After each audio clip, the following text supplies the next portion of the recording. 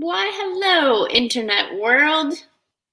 It's Lisa here with your Sunday edition of Get Right. We didn't do last weekend because of the holiday and Independence Day.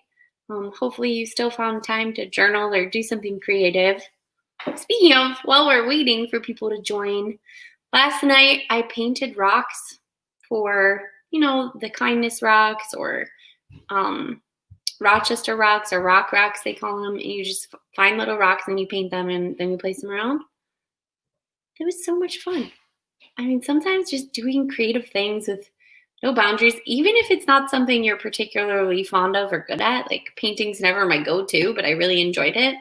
So I highly recommend just expressing creativity without bounds and without any expectations. It's a wonderful experience. And actually, that might be you today. If writing's not your normal creative outlet, have no expectations. Just do it for the fun of it. That being said, I am going to put in the comments before we start our activity. There is something called the Recovery Fine Arts Festival. So if one of these days we write something on a Sunday you really enjoy, or if you're writing it on your own and you want to submit, they are collecting submissions, I believe, till August. They also take pictures of anything you've painted or photographed yourself. So it's not just writing, it's any of the arts. But today I want to continue with the theme of poetry because that is something the Fine Arts Festival is collecting. It's also something you can do really quick and may or may not be my favorite genre to write in. My other favorite genre, not that you need to know, is memoir. So a lot of times when I write poetry, it's what you'd call narrative poetry. It kind of mixes your life story with really great imagery or ways to think of things differently. And I hope, I don't know if this is true, but I hope the way that I run through activities makes it accessible for anybody. Even if you've never written a poem or don't like them, I hope that the way we go through them breaks it down so that it's enjoyable for anybody at any interest level or anywhere on the spectrum of poetry as their outlet. Anyways, I'm talking too much as usual. It's time for you to do things. Hopefully you have your writing utensil ready, even if it's your computer. We're going to do 4 activities. 2 really short ones, a medium one, and a longer one. The first one, you can put number 1 or just write this down. I want you to think, if I were to go on a journey, what would be my mode of transportation? So 1, come up with your way to travel. This could be walking, backpacking, running, catching an Uber, taking a train, flying on a plane. And we're talking about creativity here, so we don't even need to know the destination. Just if you were going on a journey, how would you travel?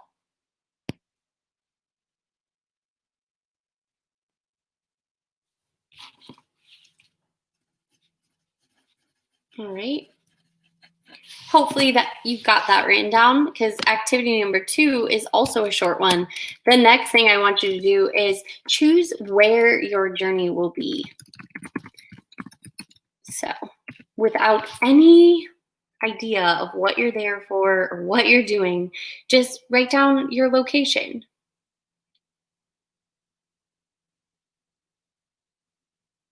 Okay, where would it be?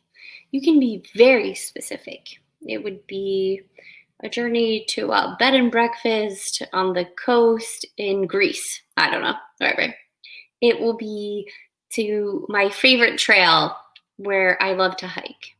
You could be vague. My destination, Bali.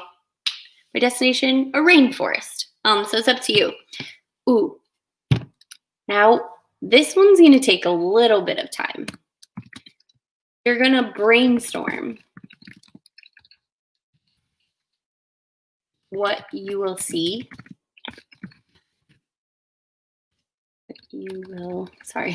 Typing and talking hard.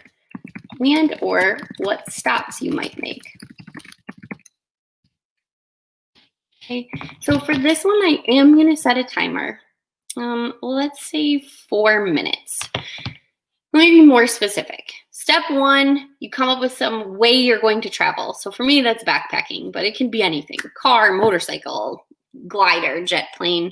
Step two, you pick where you're going to go without really knowing what this journey is about. We're kind of doing it backwards on purpose. I'm going to pick high tour because I just got back from there, so it's fresh in my mind. Step three, you're going to brainstorm things you will see or stops you will make, or a little bit of both. So for 4 minutes, I just want you listing them out, like as many as you can. Remember, most of these will turn into garbage. We'll throw them away. We'll sift for the gold later. So don't think too much about it. When you're on a journey for an unknown reason to a place of your choice, what will you see? Go.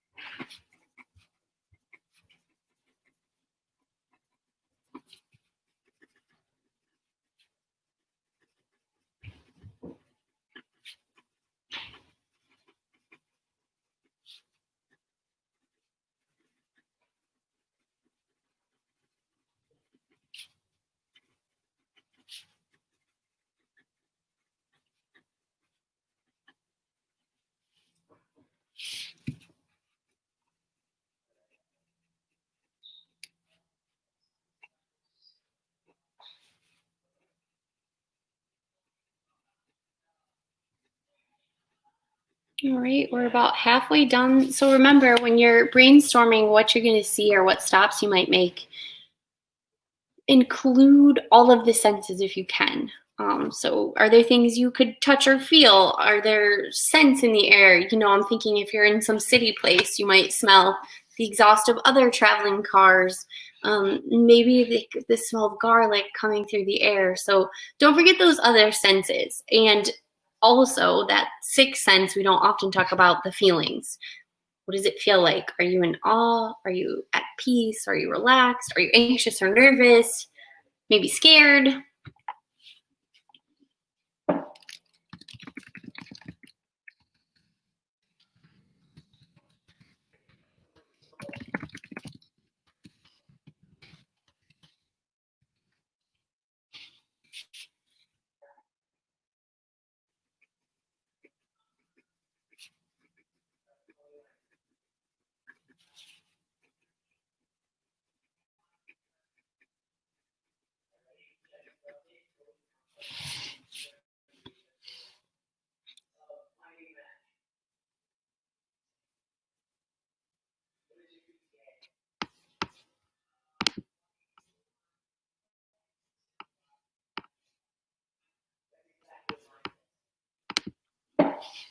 All right, keep going, about 60 more seconds.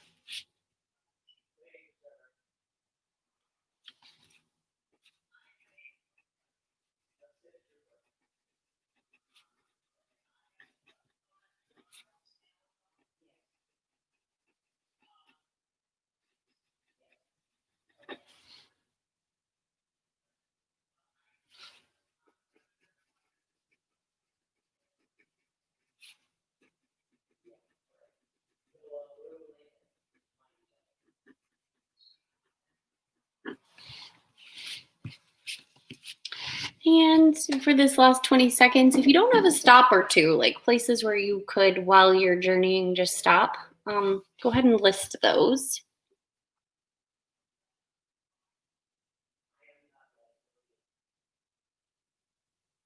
All right, go ahead and finish up. All right, so that was 4 minutes. Step 4, this time, it's going to be quick, but it's really important. Now we're going to add some focus. This is going to help bring us clarity in choosing what works for our piece when we get to the next part of writing. Write down a lesson you've learned in recovery or life. So something that kind of, it's your guidepost, it's your North Star.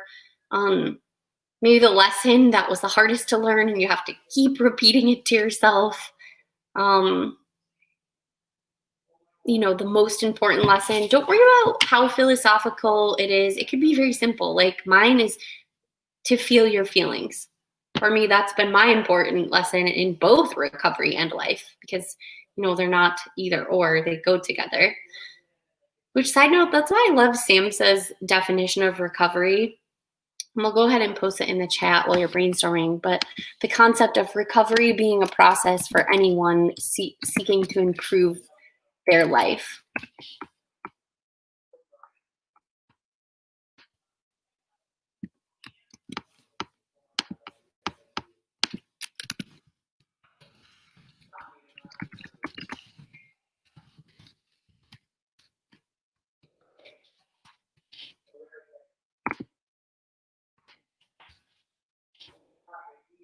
Okay, hopefully you have that lesson written down, and what I'd like you to do now is actually set your writing utensil aside. We're going to take a little break, and then afterwards I'll show you how you could, if you choose, pull all those things together. And before I do that, I just want to share an example of a journey poem, because what I'm looking to do is to take this lesson and use it as an extended metaphor for a journey, using the way to travel and the destination that you brainstormed. But before I do, let's look at how one of the pros does it. Mary Oliver, who passed away recently, happens to be one of my favorite American poets, and she has a poem titled The Journey. I'll go ahead and take a look at it.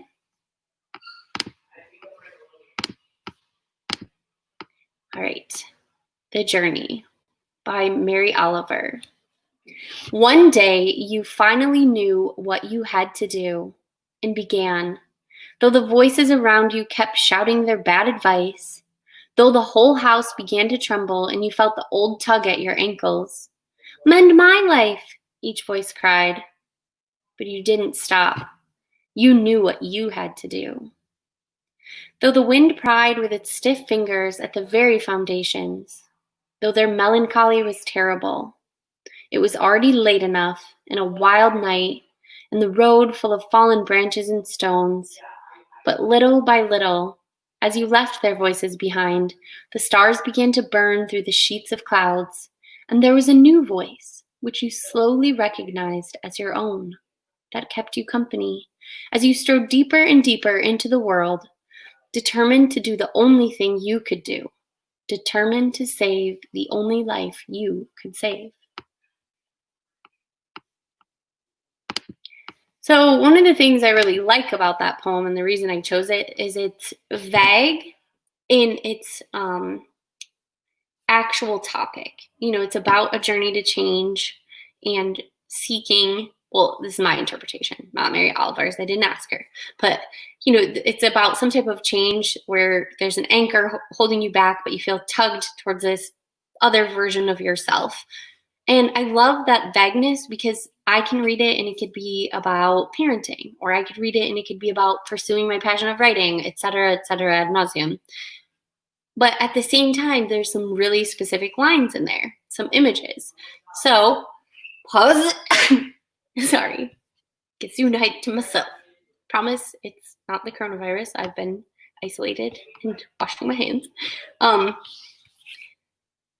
digress, as usual. So I love that poem because it's both about everything, very vague, but also specific at the same time, like that image of the clouds. So I'm going to encourage you to do the same thing. Now, Mary Oliver obviously wrote a poem because she's a poet. You have a couple choices. So when we get started, you can just write like a paragraph, like stream of consciousness, whatever comes to mind. And then later go ahead and split it into lines. Or you can just start with poetry and lines right from the beginning. So how to? Well, let's go back to your brainstorm. We have to find a beginning, middle, and end for your journey. And your journey is the lesson that you learned. So here's my chicken scratch, all of my brainstorming. The lesson is to feel your feelings. And what I did was list a bunch of things that I see when I'm hiking in my favorite place. And now I'm going to go back and pick which one of these is going to be the beginning, middle, and end. And I know that I want it to be about feeling my feelings. So I'm going to start at the beginning with something that's not very emotionally charged. I might even actually start with rocks because they're like solid and unmoving, right? So I'm going to describe rocks in the beginning. By the end, I'm going to get to a full scene with everything. I'm kind of just going off the cuff here. So when you do feel your feelings, you can integrate your life. So in the middle, I'm going to go with describing water because for me, water bends around the rocks, so it's beginning to feel the feelings, but, we're not fully integrated. So that's just me. You don't have to think that much about it. Just literally look at everything you brainstormed for number, I think it was 3, and just circle, this is the beginning of my journey, this is the middle, and this is the end. Once you've done that, we're going to go ahead and start writing, this time for 6 minutes. So I will post the directions in the chat so that you have them, but you're going to determine a beginning, middle, and end, and then you're going to write about it and take us there. Remembering the whole time that this description is a metaphorical journey for that lesson you've learned in your recovery. If you have questions, please leave them in the comments. I would be so happy to answer them. Or you can email me if you want to talk or you want me to look at it or review, give you tips, or if you simply just want to share it, that would totally make my day. Anyways, let's get started. 6 minutes writing about your journey.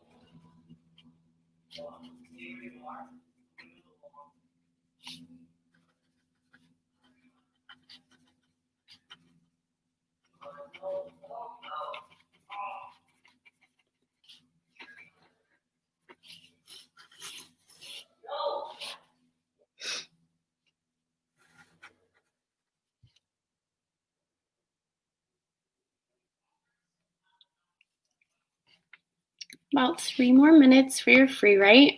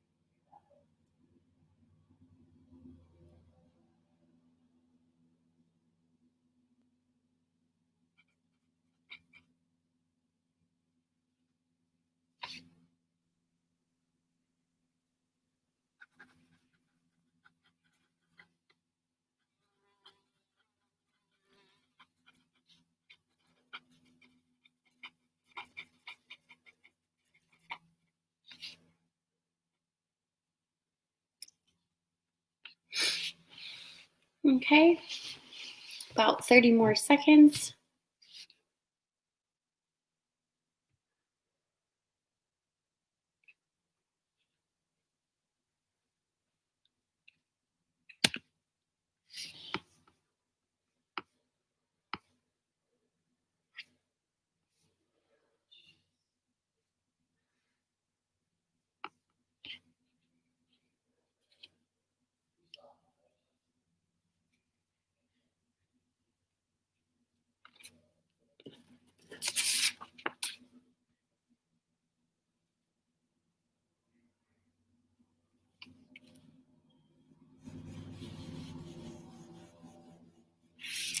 And that's 6 minutes. Go ahead and finish up what you're writing. If you're just joining us, there's a 5-step creative process for writing a journey poem. I guess I should also include the link to the poem we read. But as soon as we stop this video in a few moments, you can go back and watch it all. Sorry, I can't talk and type.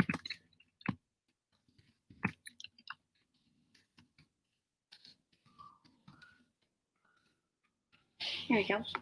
So really the main thing, I went off on a tangent in the beginning, but I'll circle back to it about painting rocks and how creativity is not always about producing something. Sometimes it's just the process.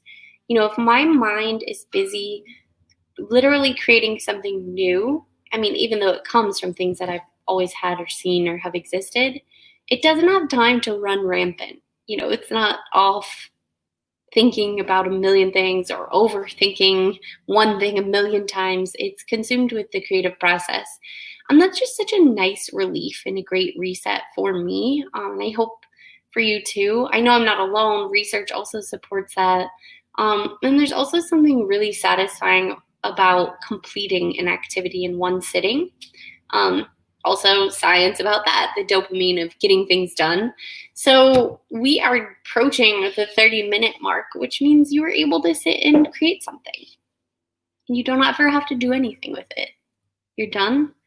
You get to fold up the paper and put it in an airplane and fly it away, crumple it up, put it in a special place for later. If you love it, type it up and share it. You could even share it with me. I'd be super stoked to read about it. But you're done, and we're done. And I appreciate you being here, whether you're watching this live or later at some other time.